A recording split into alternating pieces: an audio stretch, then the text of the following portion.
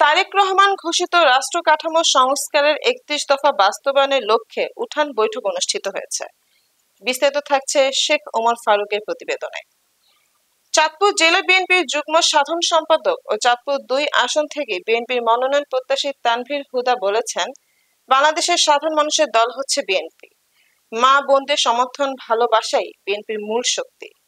তিনি বলেন, আপনাদের আত্মীয় স্বজন যারা আছেন সকলের কাছে আমাদের দলের ভারপ্রাপ্ত চেয়ারম্যান তারেক রহমানের সালাম পৌঁছে দেবেন। ইতিমধ্যে বিএনপি মহিলা দলের নেত্রীরা ধানের শীষে সালাম ও তারেক রহমানের ৩১ দফা দাবি লিফলেট আকারে ঘরে ঘরে পৌঁছে দিচ্ছেন।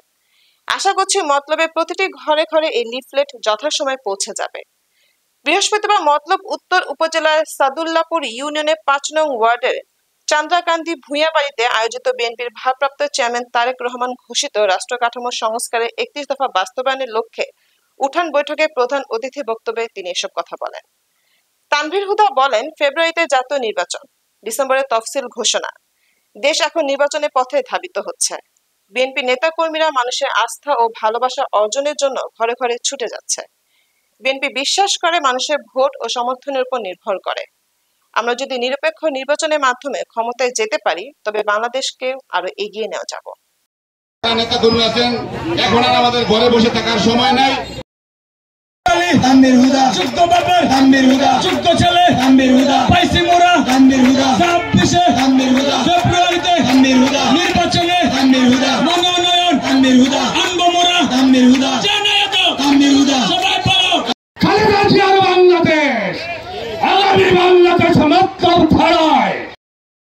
আজকের এই মতবিনিময় সভার জনাব সভাপতি সুযোগ্য সন্তান, আজকে সবার প্রধান অতিথি,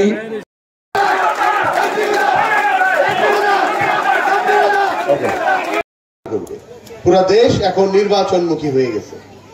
তো মানুষজন এখন ভোট দেওয়ার জন্য অধীর আগ্রহে অপেক্ষা করছে, কারণ ১৭ বছর মানুষ ভোট দিতে পারে নাই। আপনাদের এলাকায় ভোট দিচ্ছেন আপনারা?